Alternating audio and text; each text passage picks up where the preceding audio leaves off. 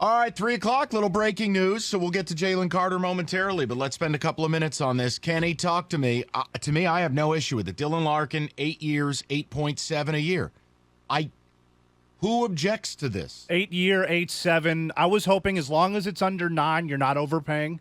And that's exactly what it was. He deserves that extra couple. I'm trying to think. So I guess Dylan won the battle. If you consider, a couple of, 100,000 winning, then sure. I mean, no, look, the whole point you know I'm with what? Kenny Everybody on this, won. If it didn't have a 9 in front of it, that wasn't a clear victory. And I don't think 8 was ever going to be on the table. You figured 8.5 is where they get it done as an AAV. It was a little over 8.5. 8.7 a year. Yeah, and again, the 8.5 cap's and going to 9. continue going up. Is it wrong to say, because I am not going to tell you, I know the future cast of the salary cap 3-4 years, but the NHL, it should keep going up.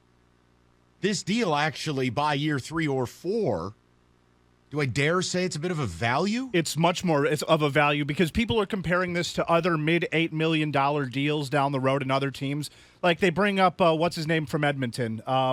Leon Draisaitl. He signed How dare you say what's his name? He signed to a similar contract, is my point. And he's a fabulous player. He's absolutely. And they compare the two contracts going, well, look, they're not the same player. How could you sign him? He's elite. Dylan Larkin's not. It's not about that. It's about what the value is going to look like when the cap goes And in. I think we went through a lot of this with Matthew Stafford.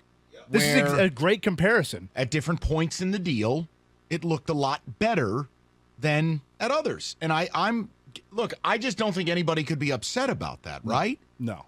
So you get them locked in. You don't pay something outrageous. We know the deal by early term of the deal, it's going to start to look even better. And by the midpoint of the deal, it's a value. Correct. So now the only thing left to do before the deadline, which is tomorrow or Friday, I forget. Let's figure out what you're going to do with Bertuzzi. Let's trade him.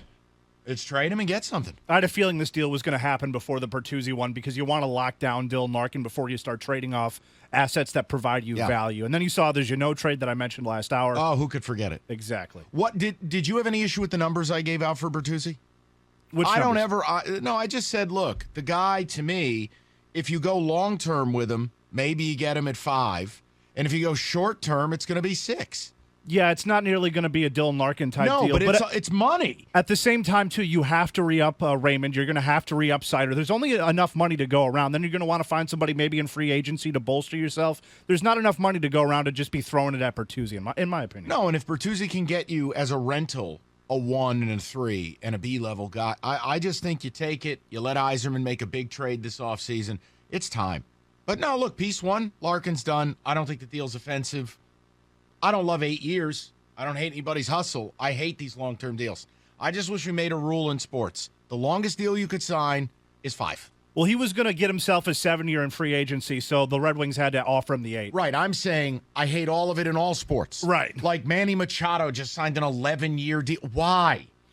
Like, please. Because when you sign long-term deals, Mike, you know what you end up doing? You get to have the farewell ceremony. You get to watch 500 home runs. You get to watch 3,000 hits. And you get to, enjoy the player. Awesome. Dylan Larkin in a wheelchair with an oxygen tank. Don't think that far along. He'll look like Clint Eastwood at the end of Gran Torino by year 8 of this deal. Like, dude, these deals are so long. It's unbelievable. I don't even want to think 8 years down the line. Because most people don't. They only want to think the next few years, and then either you win a cup or you deal him away. But the possibility is he could still be here 8 years from now. Oh, look, he proved it. He played really well. He put the team on his back for a good stretch. I'm all right with the deal.